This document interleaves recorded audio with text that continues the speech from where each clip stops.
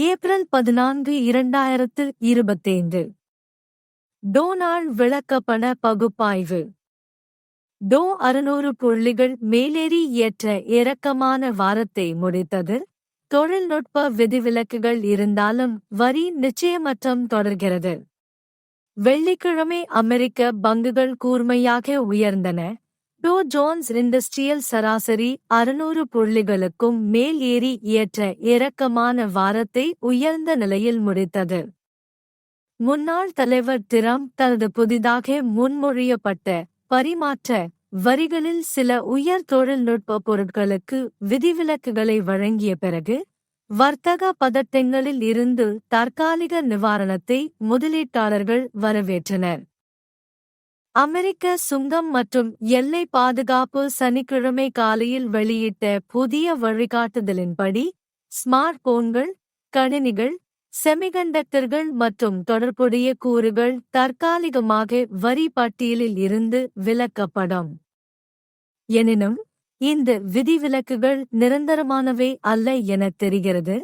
இது உலகளாவிய வர்த்தகத்தில் புதிய உராய்வுகள் ஏற்படும் சாத்தியம் குறித்து புதிய கவலைகளை ஏற்படுத்துகிறது. டோ இன்று 40,516 இல் திறக்கப்பட்டது. நடுநிலை விலை MLP 39,938 ஆகும்.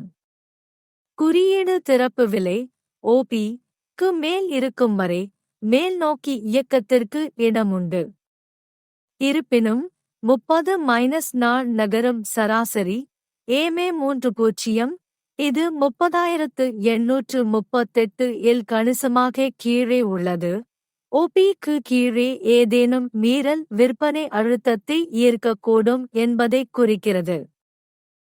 குறுகிய கால மேல்நோக்கி இயக்கம் MA 30 இல் மூடப்பட்டுள்ளது. அதே நேரத்தில் உடனடி கீழ்நோக்கி ஆபத்து பாய்வோட் 1 இல் 40,210 இல் மக்கூடும். கூடுதலாக வர்த்தகர்கள் KCL சுமார் 39,569க்கு அருகில் கவனம் செலுத்த வேண்டும். இது ஒரு பின்வாங்கல் நிகழ்வில் ஆதரவாக செயல்படக்கூடும். உந்தம் காட்டிகள் ஒரு எச்சரிக்கையான படத்தை வரைகின்றன. KSI மற்றும் KCX இரண்டும் பியரிஷ் நிலைமைகளை சமிக்கை செய்கின்றன. இந்த சூழலில் திறப்பு விலை மற்றும் பாய்வோட் 1 முக்கியமான நிலைகளாக மாறுகின்றன.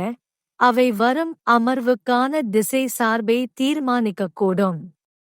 தகவலறிவிப்பு: இந்த பகுப்பாய்வு தகவல் நோக்கங்களுக்காக மட்டுமே மற்றும் நிதி ஆலோசனையாக கருதப்படக்கூடாது.